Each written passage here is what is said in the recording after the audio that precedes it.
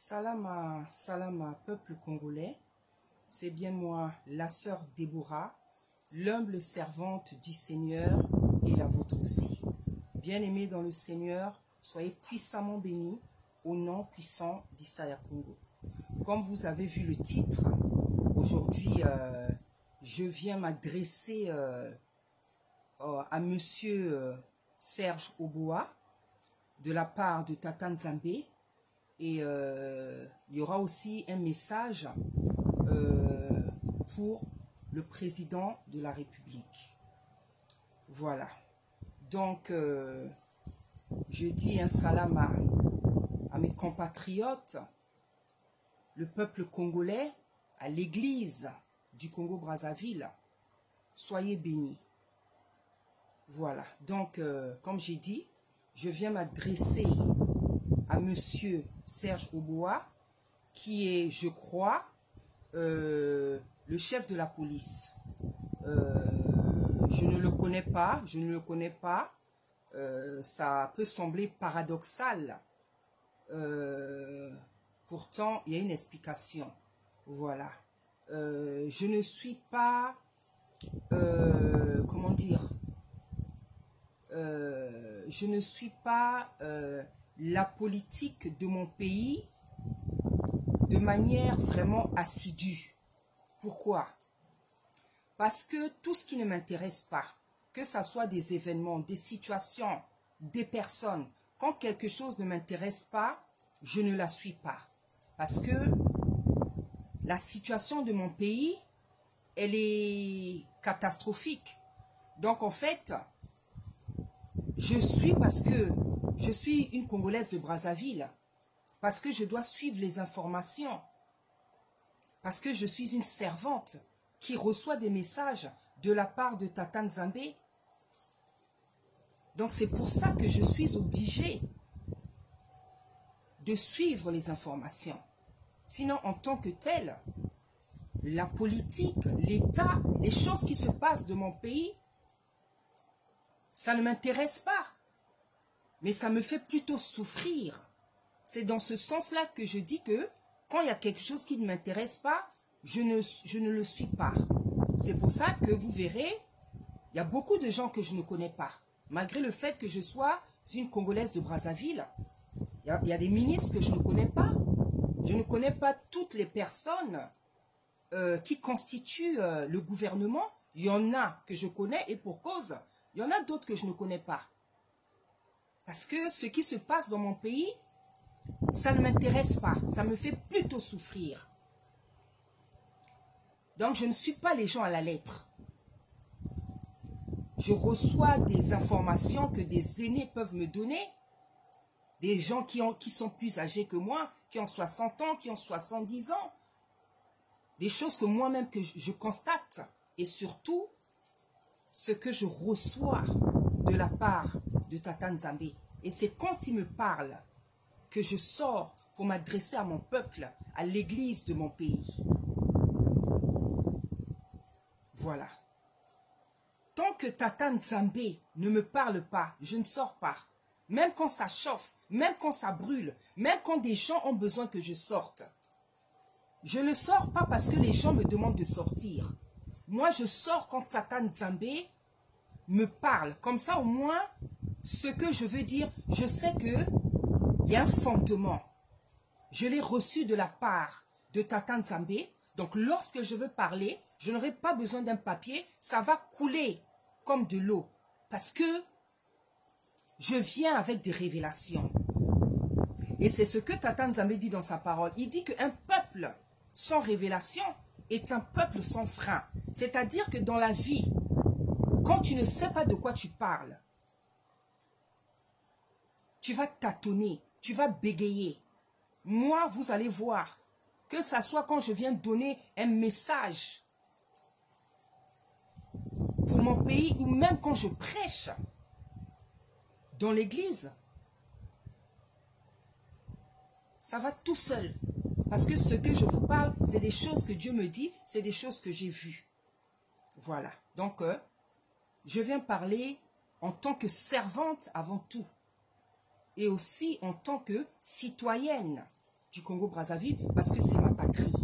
Donc, je ne viens pas parler en tant que la petite sœur de quelqu'un, en tant que la fille de quelqu'un, en tant que la nièce de quelqu'un, en tant que la petite fille de quelqu'un. Non, je viens parler en tant que la servante Déborah. Et n'en déplaise à ceux qui ne veulent pas accepter que Tata Nzambe a changé mon nom, mon prénom, de Corinne à Déborah, ça ne va rien changer. Le prénom Corinne, j'aime beaucoup ce prénom parce que c'est mon papa qui me l'a donné. Et j'aimais beaucoup mon papa et je le garde. Le prénom Déborah, c'est Tata Nzambe qui me l'a donné. Et je suis fière aussi de le porter. Et encore plus fière parce que c'est le Créateur lui-même qui me l'a donné. Donc, qu'il y en a qui soient contents ou pas, ça ne change rien à ma destinée. Je m'appelle Déborah et je suis fière de porter ce prénom qui certainement est le prénom que je devais avoir depuis toujours parce que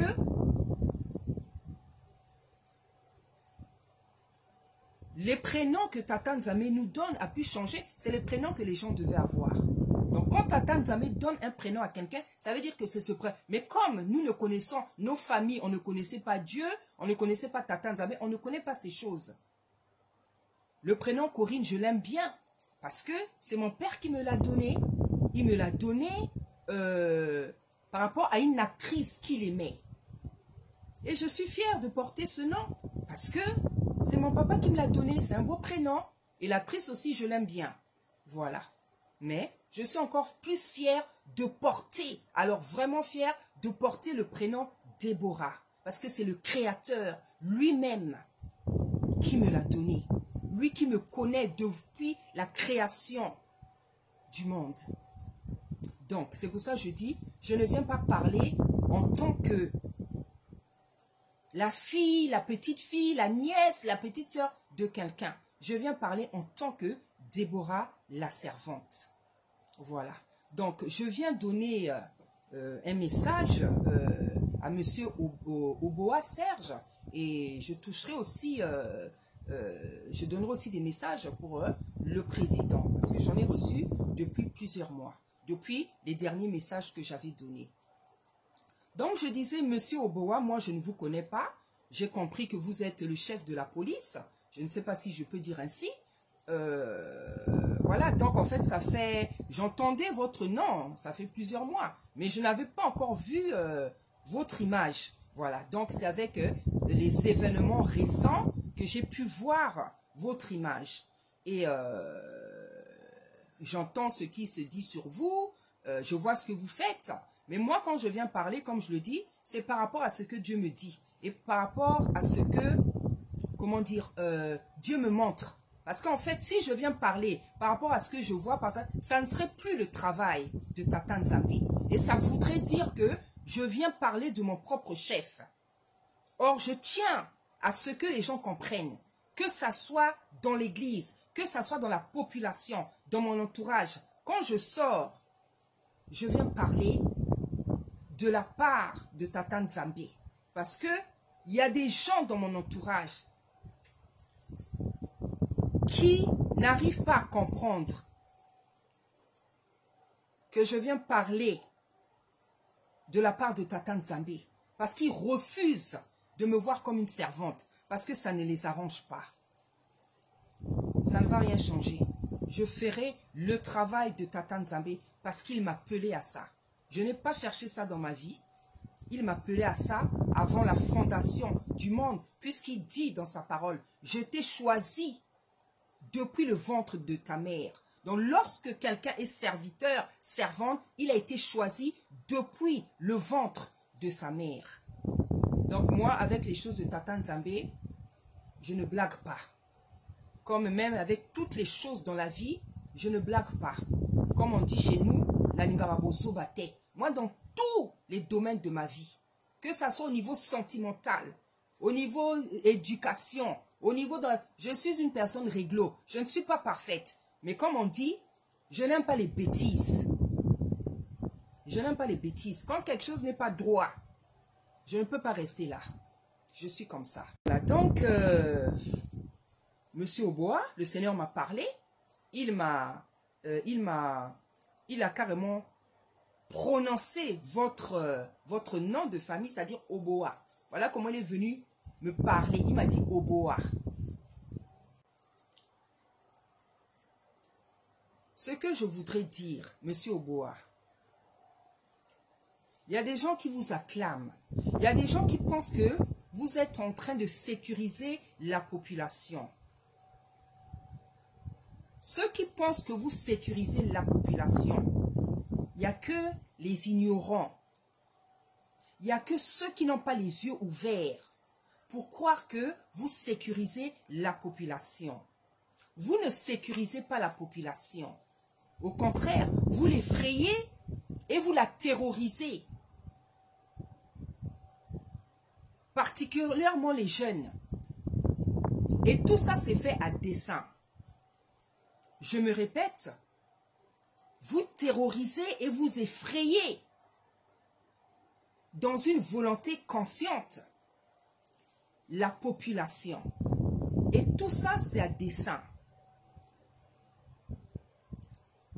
Parce que nous avons les bébés noirs, les koulouna, et nous avons les jeunes qui n'ont rien fait. Mais qu'est-ce que nous voyons? Les jeunes commencent à fuir pour un oui ou pour un non. Les jeunes sont allés couper les cheveux. Ils sont allés couper les cheveux. Parce qu'on a dit que ceux qui ont un peu les cheveux, comme les rastas, comme je ne sais pas quoi, automatiquement, tu es koulouna. Donc, vous ne sécurisez pas la population. Vous profitez de cette situation pour éliminer la jeunesse.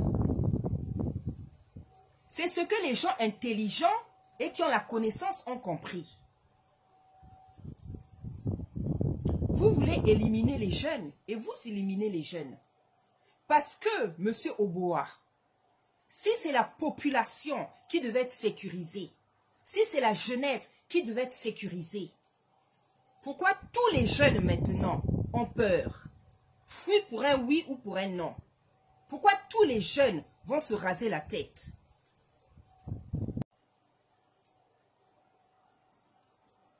Au contraire, la population et la jeunesse, si vous faisiez un travail sincère, clair, juste et droit, la population et cette même jeunesse devraient réellement se sentir en sécurité.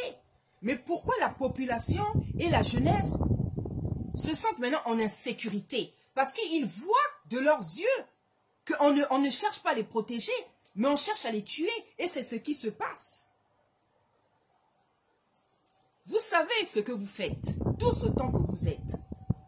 Je n'ai pas peur de le dire, Monsieur Oboa, vous ne sécurisez pas la population. Vous profitez d'une situation pour en terminer avec la jeunesse. Parce qu'il y a une promesse qui a été faite à la jeunesse. On nous a dit que l'année 2025 serait l'année de la jeunesse. Mais depuis que l'année 2025 a commencé, qu'est-ce qui s'est passé pour les jeunes? Au contraire, nous avons perdu beaucoup de nos enfants encore. Je ne sais pas si c'était cette année ou l'année dernière, dans le stade. Depuis que l'année 2025 a commencé, qu'est-ce qui a été fait pour les jeunes? Qu'est-ce qui est fait pour les jeunes? Les jeunes sont en train de se débrouiller tout seuls. Aujourd'hui, à cause de la misère, de la galère terrible, les dons des enfants, leurs talents sont même en train de sortir. Donc on voit que nous avons beaucoup de comédiens, des artistes. C'est une bonne chose. Parce qu'il faut de tout dans une société. Mais c'est la pression de la misère qui fait ressortir maintenant les dons, les talents des gens. Et le Seigneur m'avait donné ce message qui est sur ma chaîne. Donc, Monsieur Oboa, Serge, vous ne sécurisez pas la population, la jeunesse. Vous la martyrisez. Vous avez le projet de l'éliminer d'éliminer des compatriotes congolais. Et ça, c'est fait à dessein.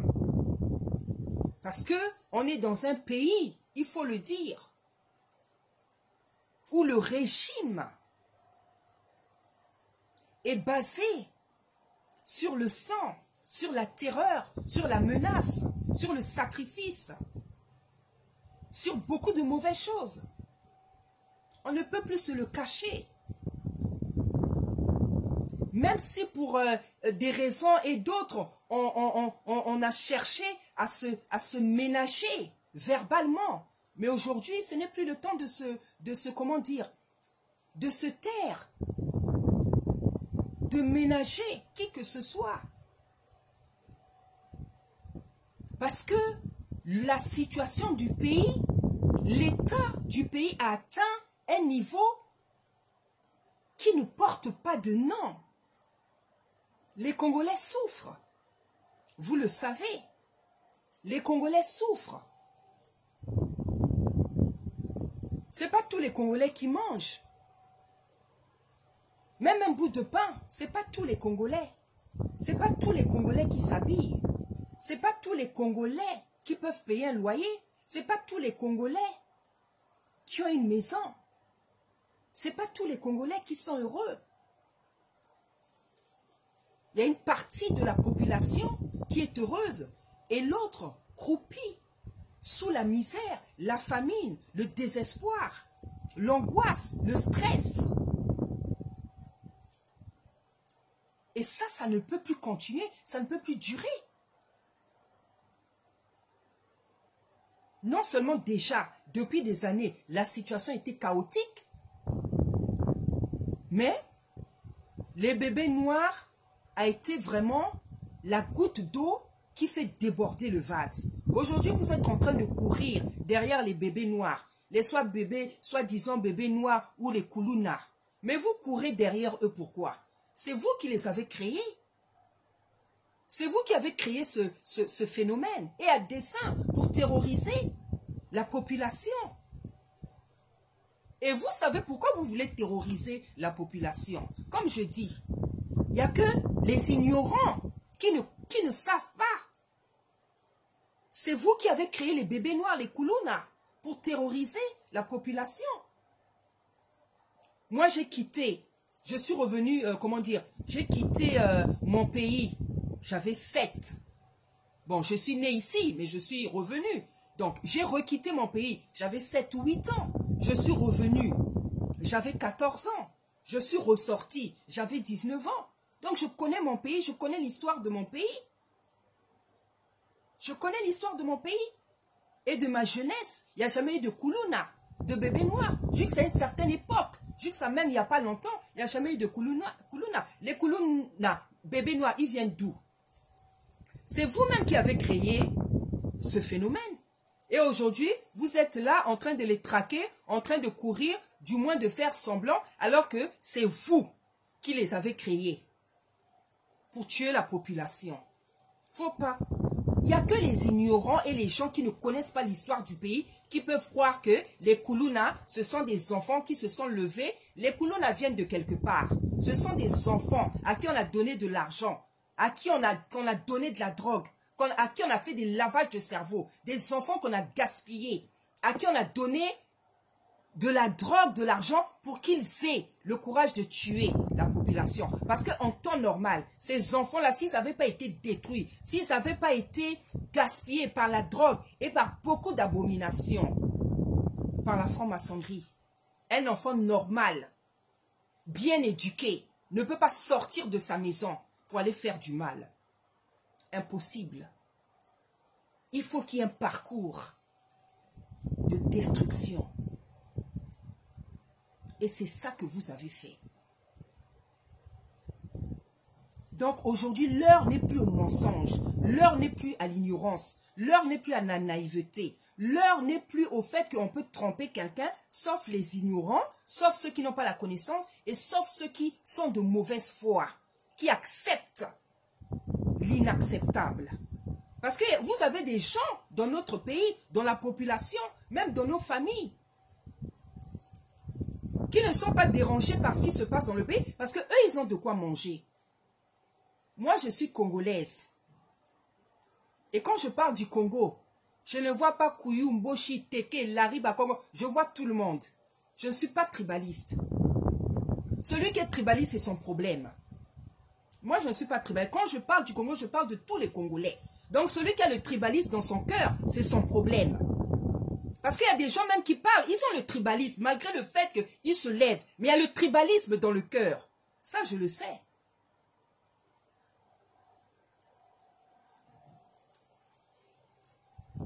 Donc, les bébés noirs, ce n'est pas des enfants, des jeunes qui se sont levés tout seuls. Non, c'est des enfants qu'on a détruits peu à peu par toutes les méthodes que vous connaissez. Vous pensez qu'un enfant normal, il peut sortir de chez lui comme ça, il prend la machette, du jour au lendemain, il ressemble à un voyou, la bouche est devenue noire, des vrais drogués? Non, c'est un parcours. C'est tout un parcours qui a pris des années. Ces enfants-là, est-ce qu'ils sont nés comme ça? Leurs mamans les ont mis au monde comme ça? Non. Quand quelqu'un devient voyou, il y a un parcours. Il y a ceux qui deviennent voyous parce que, je ne sais pas, il y a des gens qu'on fait devenir voyous à dessein. Donc, aujourd'hui, ceux qui ont la connaissance, ceux qui ont les yeux ouverts, les intellectuels du pays, au pays comme dans la diaspora, on sait que le phénomène des bébés noirs, il n'est pas apparu comme ça. Les bébés noirs, ce sont des enfants qui ont été détruits dans le but, comment dire, de détruire, de terroriser, de tuer, d'éliminer la population. Ceux qui disent la vérité, ceux qui parlent, ceux qui se lèvent contre le pouvoir, en fait. C'est ça les bébés noirs. Donc quand vous faites semblant de courir devant tous les jeunes maintenant que vous êtes en train de mélanger et les bébés noirs et les koulouna, profitons pour pouvoir tuer des jeunes innocents. Pourquoi tous les enfants fuient maintenant? Dès qu'ils entendent pipon, pipon, tout le monde fuit, tout le monde se rase la tête, tous les jeunes. Mais on a vu des choses comme ça où? Parce que toute la population, la jeunesse, se sent en insécurité. Mais si vous protégez vraiment les jeunes n'allez pas fuir dès qu'ils vous voient. Pourquoi les jeunes fuient? Il y a quelque chose qui ne va pas.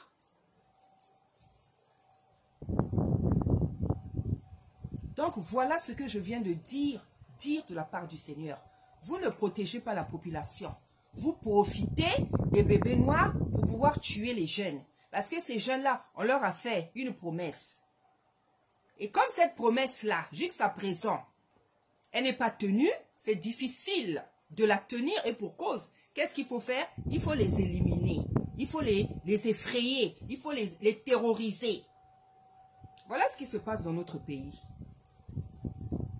Donc le travail que vous faites, Monsieur Oboa Serge, nous avons compris au pays et depuis la diaspora que vous ne cherchez pas à sécuriser ni la jeunesse ni la population. Vous faites carrément le contraire et vous êtes conscient de ce que vous faites. Donc, le Seigneur m'a dit, ce que vous faites, c'est tant pis pour vous. Le Seigneur m'a dit, ce que vous faites, c'est tant pis pour vous. Parce qu'il y a un temps pour tout. Il y a un temps, comme j'ai l'habitude de dire, et ce n'est pas moi qui le dis, c'est la Bible. Il y a un temps où Tata Nzambé peut laisser quelqu'un faire ses bêtises, même sa folie, même sa cruauté. Tata Nzambé laisse. Ce n'est pas qu'il ne voit pas. Mais il est tellement souverain. Il est tellement mystérieux. Il est tellement insondable. Il est capable même de laisser le pire. Parce que c'est ce qu'il m'a dit. Il m'a dit, je suis capable de tout. Il y a quelques mois, il m'a dit, je suis capable de tout. Donc quand Dieu dit, je suis capable de tout, c'est-à-dire qu'il est capable du pire et du meilleur. Donc il peut laisser même des atrocités, et on le voit sur la terre. Pas parce qu'il ne voit pas. Parce qu'il sait comment ils vont terminer avec chaque injustice sur la terre, chaque cruauté, chaque méchanceté, chaque violence, chaque mauvaise chose sur la terre. Il sait comment ils vont terminer avec ces choses-là. Ça, c'était le message pour Monsieur Serge Oboa. Le Seigneur m'a dit, tout ce que vous faites là, c'est tant pis pour vous. Si réellement, vous sécurisez, vous voulez sécuriser la jeunesse, la population congolaise, Tata Nzambe va vous bénir. Mais si ce n'est pas ça que vous faites, vous-même, vous allez en assumer les conséquences. Je veux maintenant m'adresser au chef de la nation, le président. Donc, monsieur le président, je vous ai donné, encore une fois, 3 messages de la part de Tata Nzambe. Et lorsque je vous avais donné ces 3 messages, le Seigneur m'avait fait savoir, il a entendu les messages que tu as donnés. Il y a même des gens qui m'ont confirmé. Parce que comme je dis, si le nom de quelqu'un passe, si on parle de toi, le nom de quelqu'un passe sur YouTube, la personne saura toujours qu'il y a eu un message sur moi là-bas. Le Seigneur m'a fait comprendre que vous avez écouté. Et le Seigneur m'avait même montré que vous aviez quand même égard à ce que j'avais dit. Parce que vous savez que je ne mens pas. Parce que vous me connaissez, monsieur le président. Vous savez que le travail que je fais, c'est vraiment parce que le Seigneur m'a appelé. Sinon, je ne le ferais pas. Les gens me connaîtraient peut-être dans un autre domaine. Mais dans celui-là, c'est parce que le Seigneur m'a appelé en tant que servante. C'est pour ça. Je sors et je parle de la part du Seigneur. Le Seigneur me montrait que vous aviez quand même eu égard au message que j'avais donné. Et vous avez changé certaines donnes. Mais, depuis quelque temps, je vois et je trouve que les choses se sont encore empirées. Et c'est bien dommage. Parce que, monsieur le président, je ne suis pas la seule. Il y a des prophètes et des prophétesses qui vous donnent des messages. Il y en a même qui ne sont pas de notre pays, qui vous ont fait comprendre que le Seigneur est en train de vous retirer de cette place-là. Parce qu'il a prévu quelqu'un d'autre.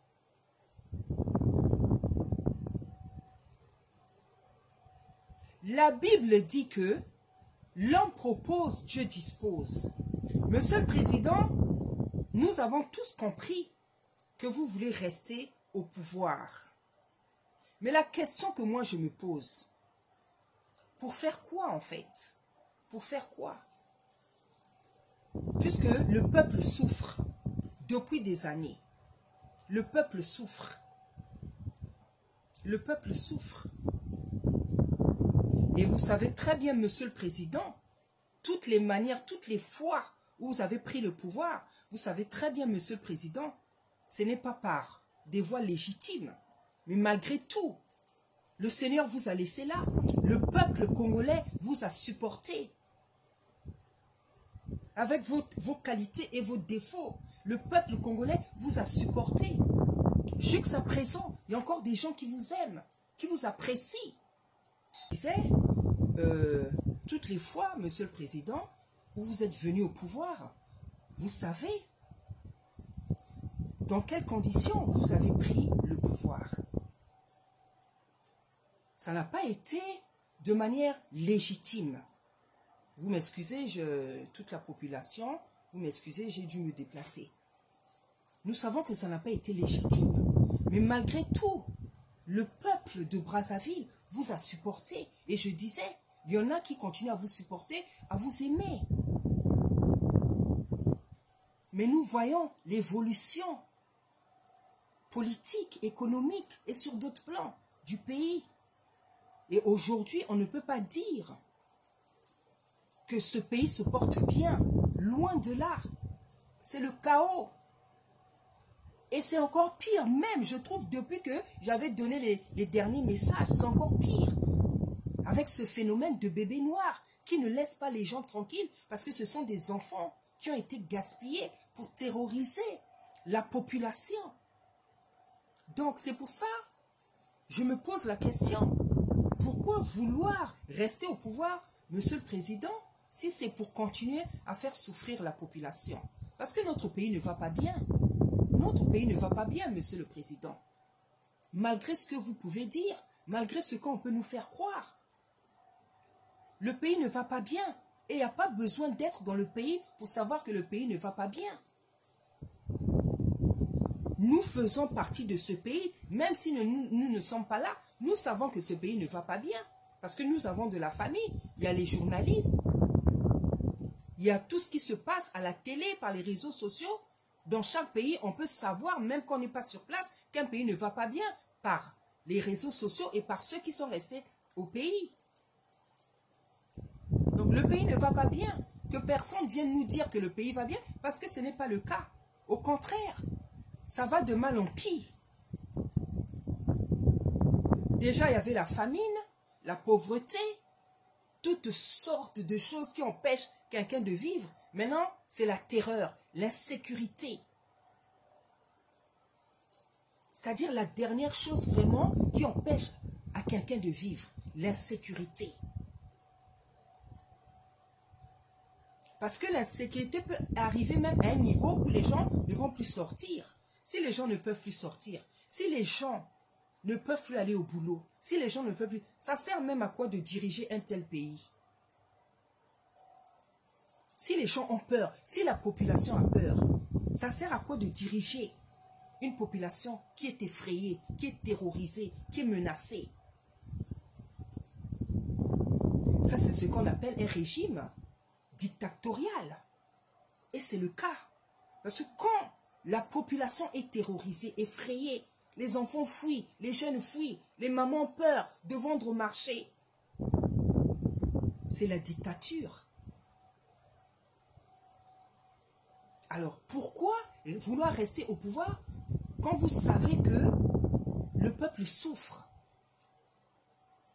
Parce que c'est vous-même qui le faites souffrir, Monsieur le Président. C'est vous-même qui le faites souffrir. Par vos manières de faire, par votre manière d'agir. Et cela depuis des années, Monsieur le Président. Ce que je vous dis, Monsieur le Président, ce n'est pas un langage étranger. Tout ce que je vous dis, vous savez que ce n'est que la vérité. Vous connaissez même les choses mieux que moi, puisque c'est vous qui êtes à la tête de ce pays.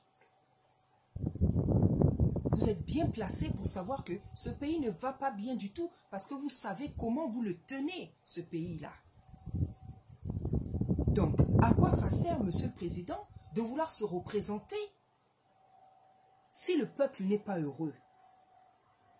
Il y a des présidents sur cette terre qui sont reconduits parce qu'ils satisfont la population. Il y en a aussi qui sont reconduits par leur propre force, donc par la dictature, par la menace.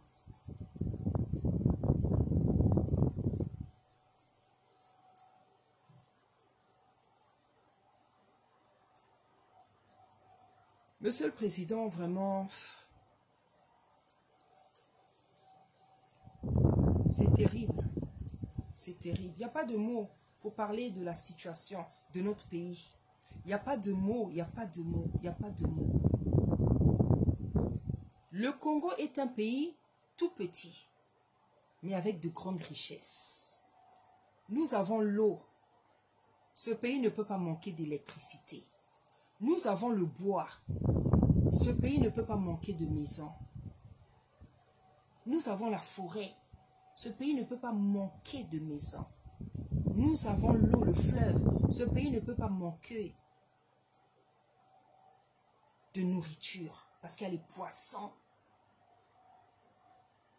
Nous avons les matières premières. Aucun Congolais peut être pauvre. Au contraire. Tout Congolais devrait avoir de l'argent. Il y en a qui pourraient même être milliardaires, d'autres millionnaires, à cause des richesses qu'on a. Des richesses même que le peuple congolais ne connaît pas. Monsieur le Président, je suis une servante. Et Tata Nzambe révèle des choses cachées à ses servantes et à ses serviteurs, les prophètes et les prophétesses. Monsieur le Président, un jour en vision, je ne sais pas si je l'ai déjà dit, le Seigneur m'a montré des pierres précieuses que je n'avais jamais vues. Nous connaissons le diamant, le saphir, l'or, toutes les pierres que nous connaissons là. Mais un jour en vision, le Seigneur m'a montré des pierres précieuses que je n'ai jamais vues dans ma vie. J'ai vu ces pierres précieuses au Congo-Brazzaville. J'ai vu ces pierres précieuses au Congo-Brazzaville. Des pierres d'une beauté indestructible. C'est-à-dire quand je voyais dans la vision, quand je voyais, j'étais émerveillée. J'étais émerveillée parce que je ne savais pas qu'il y avait d'autres pierres précieuses qui existent. Des pierres précieuses qui ont chacune leur propriété. Il y en a qui produisent l'électricité. Il y en a qui ont la propriété même de guérir des maladies. Et à l'état brut même. Tout ça, nous avons dans notre pays. Et Monsieur le Président, vous êtes au courant de ça. Parce que dans la vision, je voyais une personne qui vous présentait ça. Cette personne, c'était comme un ingénieur. Vous êtes au courant. C'est pour ça que je dis, le Congolais ne peut pas être pauvre. Le Congolais ne peut pas être affamé. Le Congolais ne peut pas manquer de salaire, d'économie, de travail, d'activité. Le Congolais ne peut pas être pauvre ni malheureux. Parce que nous avons même des richesses que le peuple congolais ignore. Comme les pierres précieuses que le Seigneur m'a montrées. Des pierres d'une beauté vraiment. Imaginez, regardez déjà, peuple congolais, les pierres qu'on connaît, l'onyx, l'or, le diamant, le saphir, tout ça. Mais j'ai vu des pierres que les gens n'ont jamais vues. Parce que dans la vision, quand je voyais ça, je voyais que c'est des choses que je n'avais jamais vues dans ma vie. C'est des pierres précieuses que je... C'est Tata Nzambe qui me montrait tout ça. Monsieur le Président, vous êtes au courant de tout ça. Parce que ces pierres précieuses, je sais qu'elles sont extraites, elles sont travaillées, elles sont vendues. Mais ce n'est pas les Congolais qui jouissent de ces richesses. Au contraire, le Congolais est en train de souffrir, en train de mourir devant sa propre richesse. Et c'est d'autres personnes qui en profitent, des gens qui nous ont fait mal, des colonisateurs, qui jusqu'à présent continuent à nous faire mal. C'est pour ça même, les personnes qui comptent sur les colonisateurs pour régler nos problèmes, pour moi, c'est des personnes qui n'ont rien compris. Que chacun s'occupe de son pays. Que chacun reste dans son pays. Que chacun s'occupe de son pays. Et quand je vois même qu'il y a des Congolais ou bien je ne sais pas quelle nationalité qui pleurent parce qu'ils ne peuvent plus aller dans tel pays. Franchement.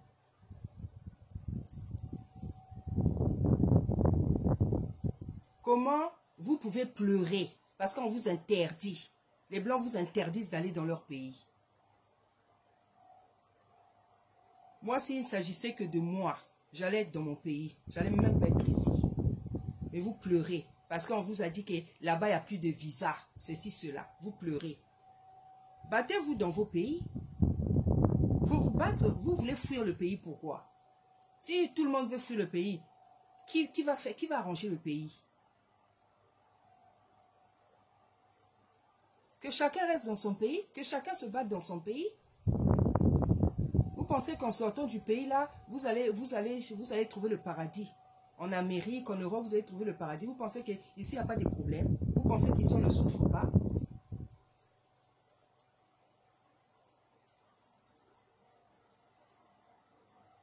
Avoir un travail ou de l'argent, ça ne veut pas dire être heureux. Hein? C'est parce que les gens ont le travail ici facilement. Les gens ont des problèmes psychologiques, spirituels. Il n'y a pas que l'argent qui fait le bonheur. Donc, Monsieur le Président, le pays ne va pas bien. On va dire le contraire à personne et on va faire croire le contraire à personne. Le pays ne va pas bien du tout. C'est le chaos, c'est la misère, c'est la famine, c'est la souffrance, c'est le désespoir, c'est le stress, c'est l'angoisse. Voilà dans quel état se trouve ma population, mes compatriotes. Mais les gens ne peuvent pas parler parce que c'est la terreur. Et cette terreur-là, elle est faite à dessein pour que les gens se taisent. pour que les gens ne parlent pas. Nous qui sommes dans la diaspora, c'est nous qui avons plus la facilité de parler. Et heureusement d'ailleurs qu'il y a certaines personnes qui peuvent parler. Le pays ne va pas bien. Au contraire, ça ne fait que s'aggraver. C'est encore le chaos. De jour en jour. À l'hôpital, les retraités, les jeunes, les impayés, les gens qui meurent à l'hôpital comme des mouches. L'hôpital général là qu'on avait restauré, ils sont encore gaspillés. Ça s'est encore abîmé. Il est redevenu encore sale. Les gens meurent comme des mouches. Les gens vont à l'hôpital, ils meurent. Les retraités ne sont pas payés. Plusieurs mois d'impayés. Les salariés, les fonctionnaires, les étudiants. Il y a des enfants qui ne peuvent même pas aller à l'école parce que les parents n'ont pas de quoi. Parce que les choses ne sont pas bien faites. Les gens n'ont pas leur salaire. Si les gens n'ont pas leur salaire, les gens vont vivre comment? Monsieur le Président, le Seigneur m'a dit que vous appauvrissez la population. Comment? Eh bien, justement, en ne payant pas aux gens les salaires. Si quelqu'un va au travail, il n'est pas payé, il va vivre comment? Le Seigneur m'a dit que vous appauvrissez la population. C'est ce que le Seigneur m'a dit. Il m'a dit, vous appauvrissez avec les moyens que vous connaissez. Oui, la population congolaise est appauvrie, puisqu'il y en a qui ne mangent pas. Il y en a qui ne peuvent pas s'habiller. Il y en a même pour avoir le pain. C'est difficile. Il y a des familles qui ne mangent pas, qui comptent sur d'autres familles. Mais ça, ce n'est pas une vie, ce n'est pas une existence. Comment, Monsieur le Président, vous pouvez accepter que dans votre population, il y a des gens qui mangent et il y a des gens qui ne mangent pas? Monsieur le Président, vous mangez bien, votre famille mange bien, votre entourage mange bien, les ministres mangent bien. Tous ceux qui sont autour de vous mangent bien. Mais à la population, il y a des gens dans la population qui ne mangent pas, qui ne s'habillent pas, des enfants qui ne peuvent pas aller à l'école. Parce que les parents n'ont pas de quoi payer, parce qu'ils ne sont pas payés, ils n'ont pas de revenus.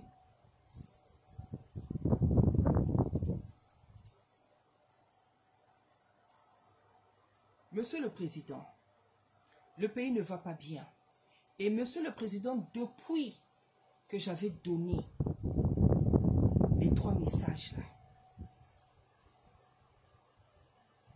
il y a eu certaines choses qui ont bougé. Mais en même temps, ça s'est encore aggravé.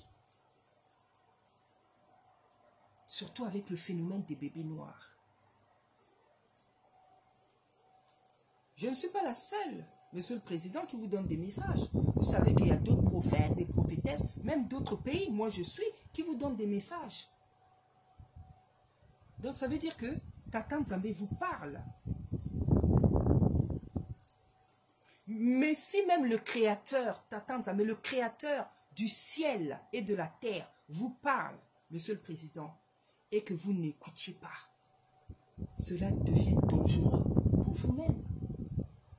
Parce qu'on peut blaguer avec les hommes.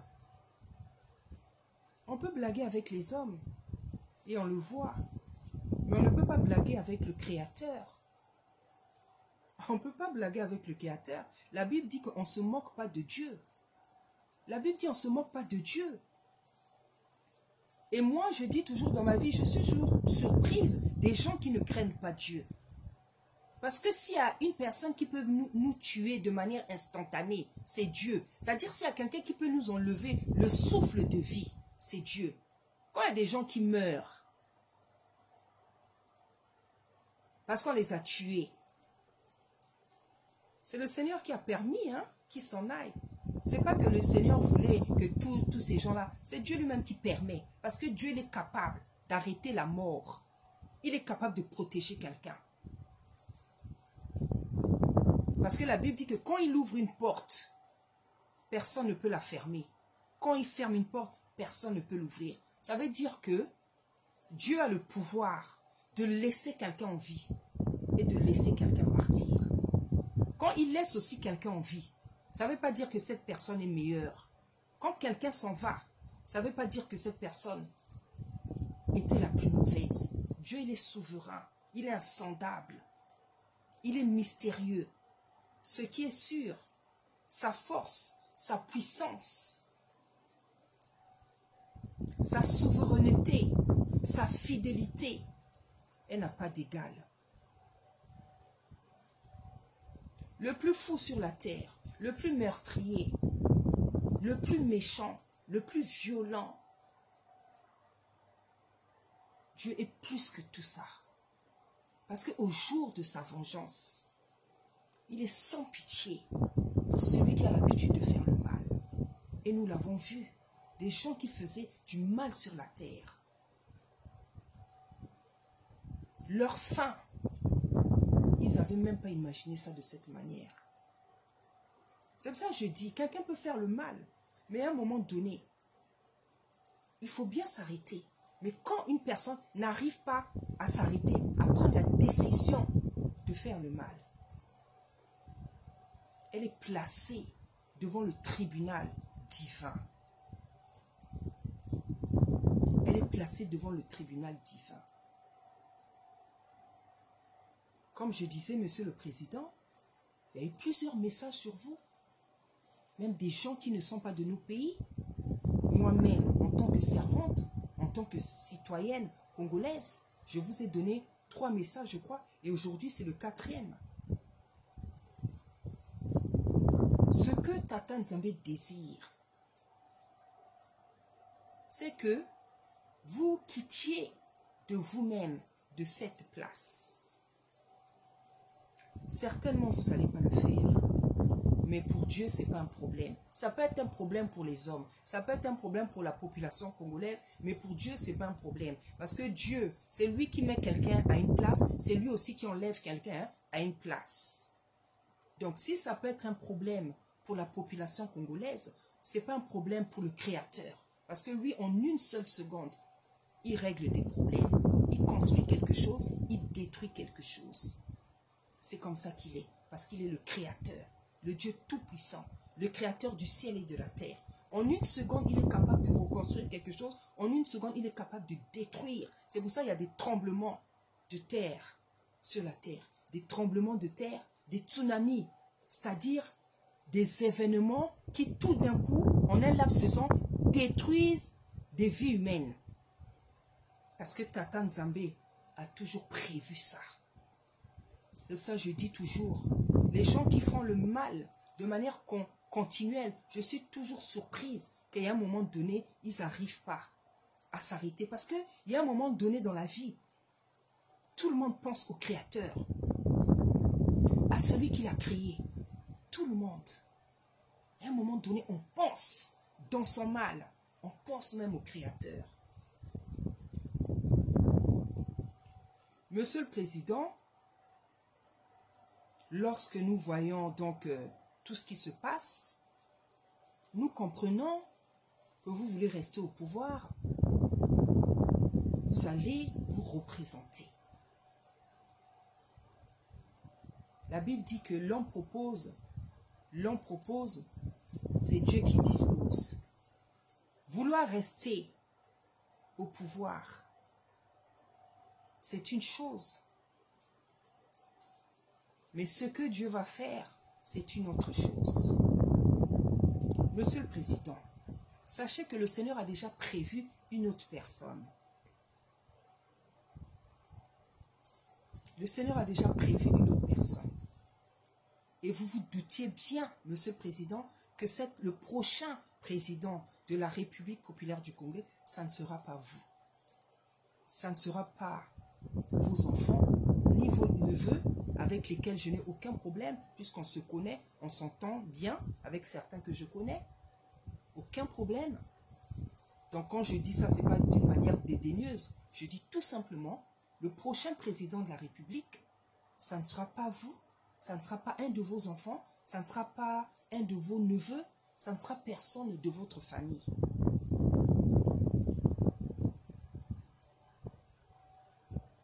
nous parlons de ce que nous voyons. Je parle de ce que Dieu me montre. Je sais que ça ne sera pas vous. Le Seigneur a prévu quelqu'un d'autre.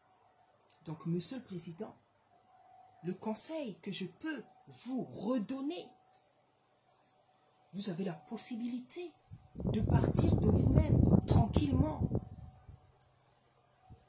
sans faire de dégâts, sans traumatiser la population, sans faire couler le sang.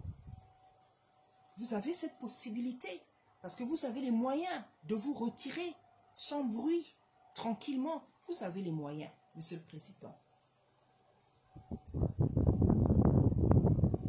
C'est à vous que revient cette décision. Mais à l'allure où vont les choses, je peux vous dire, Monsieur le Président, entre la préparation des élections et juxta ce que la population congolaise sache qui sera le président élu, il va se passer beaucoup de choses. Parce qu'il y a beaucoup de gens au pays, comme dans la diaspora, qui n'ont plus envie de vous voir à ce poste. Moi, je ne fais pas la politique. Moi, je viens parler comme une servante. Mais je suis aussi une citoyenne congolaise. J'ai besoin d'un président qui aime sa population, qui fait du bien à sa population. Parce que je suis congolaise. Un jour, je veux repartir dans mon pays. Je ne veux pas mourir en Europe. Je veux mourir dans mon pays. Donc, entre la préparation des élections et, comment dire, à savoir qui sera élu, il va se passer beaucoup de choses. Il peut se passer beaucoup de choses et il va se passer beaucoup de choses au pays comme dans la diaspora. Je me répète, Monsieur le Président, la majorité des Congolais, surtout dans la diaspora, cette fois-ci, je peux vous dire, Monsieur le Président, il y a des gens qui sont décidés à ne plus rester les bras croisés pour que vous restiez là. Ils vont se battre. Ils vont faire du tapage. Ça, il faut que vous le sachiez. Ça, il faut que vous le sachiez, Monsieur le Président. Ça ne va plus se passer comme avant. Parce que les gens, ils n'en peuvent plus. Et c'est tout à fait normal. Parce que nous voyons la souffrance. Il y a des gens qui perdent des membres de leur famille. Et on ne peut pas continuellement accepter des choses toute une vie. Non. Il y a un moment donné, les gens se lèvent, ils se battent. Il y a un moment donné, les gens n'ont plus peur de la mort. Donc, Monsieur le Président, je vous dis déjà, si vous voulez rester au pouvoir, je peux vous dire déjà, et je pense que vous le savez, ça ne sera pas facile pour vous. Parce que les gens se sont levés. Il y a des gens qui ne veulent plus vous voir là. Si encore tous les Congolais mangeaient, si encore tous les Congolais pouvaient s'habiller, si les salaires passaient, si les retraites, s'il n'y avait pas tous les problèmes qu'on connaît là. Mais ce n'est pas le cas. Il y a la souffrance, il y a la famine. Pourquoi voulez-vous que les gens vous votent? Si c'est votre entourage ou vos amis, les gens que vous connaissez, c'est sûr, ceux-là, ils vous soutiennent. Mais un Congolais normal, qui est juste, qui est droit, tel que moi, Monsieur le Président, je n'ai jamais voté. Que ça soit dans mon pays, que ça soit même ici. Je n'ai jamais voté. Je n'ai jamais voté. Ici, là, en France, j'ai voté une seule fois. Et je l'avais regretté. Ça fait des années. Sinon, je ne vote jamais. Moi, je ne vote pas. Je vous dis là, je n'ai jamais le temps de... Je n'ai pas le temps de me déplacer pour voter, que ce soit dans mon pays, que ce soit ici. Parce que, très tôt, j'ai compris que les présidents ne font jamais ce qu'ils disent. Et je n'ai pas eu même besoin d'atteindre un certain âge Moi, je ne vote jamais. Une fois même, on m'avait demandé mon passeport pour que je vote. J'ai dit, je ne donne pas, je ne vote pas. Je n'ai pas l'habitude de voter, je ne vote pas. Depuis que je suis née, aujourd'hui, j'ai plus de 50 ans. J'ai voté qu'une seule fois dans ma vie et je l'ai regretté. C'était ici, là. C'était même pas dans mon pays. Dans mon pays, je n'ai jamais voté. Moi, je ne vote pas. Je ne peux pas voter quand je vois l'injustice. Je vais voter pourquoi? Je ne peux pas voter quand je vois l'injustice. Quand je vois qu'il y a des Congolais qui souffrent, je vais voter pourquoi? Je ne vote pas. Je ne vote pas. Parce que je n'aime pas l'injustice. Et je n'aime pas être participante du mal. Parce que ce n'est pas des choses qui se trouvent en moi. Je n'aime pas participer au mal, à l'injustice, parce que je suis contre ces choses. Pour ça, je n'ai jamais voté dans mon pays. Je n'ai jamais voté. Donc, Monsieur le Président, moi déjà, pour que vous ne dépensez pas de l'énergie, de l'argent, je vous dis déjà, le prochain président, ça ne sera pas vous. Ni vos enfants, ni vos neveux, ni je sais, ça ne sera pas vous. Le Seigneur a déjà parlé. Et ce n'est pas la peine que quelqu'un m'appelle pour me demander ça sera qui. Que quelqu'un ne m'appelle même pas.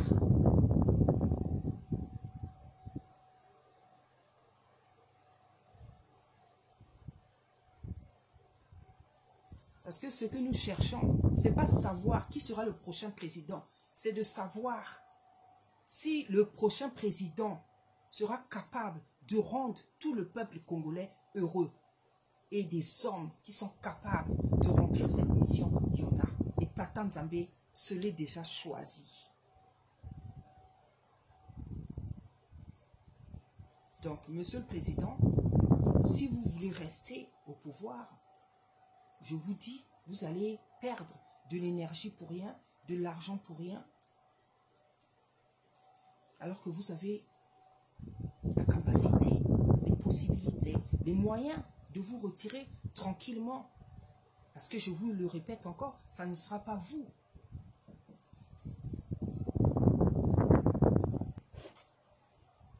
Ça ne sera pas vous, Monsieur le Président. Parce que Tata Nzambe parle à son peuple, il parle à ses servantes, il parle à ses serviteurs, à ses prophètes, à ses prophétesses. Donc il y a des choses que nous-mêmes on sait, que le peuple ne sait pas, que les historiens ne savent pas.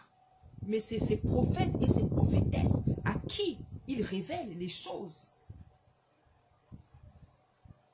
Donc, le conseil que je peux vous donner, ne vous donnez pas, ne dépensez pas de l'énergie. Mais la décision vous revient. Et la décision des décisions aussi revient à l'Éternel des armées, le Tout-Puissant, avec qui on ne blague pas. Monsieur le Président, quand le Seigneur parle sans arrêt, il est tout sauf faible. Ce n'est pas par faiblesse que Tata Nzambe parle plusieurs fois à une personne. Parce que il est tout sauf faible.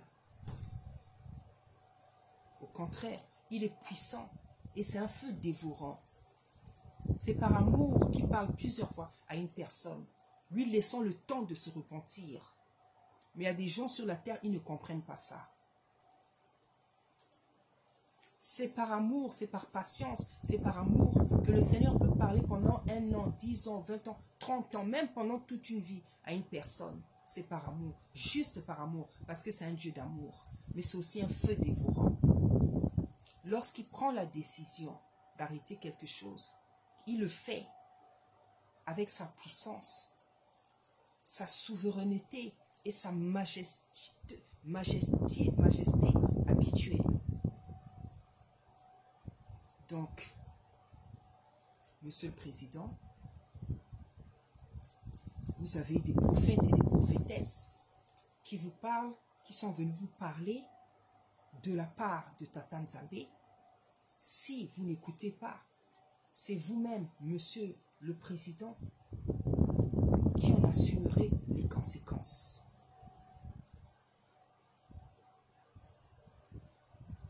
Donc, peuple congolais, Église du Congo, je veux m'arrêter ici.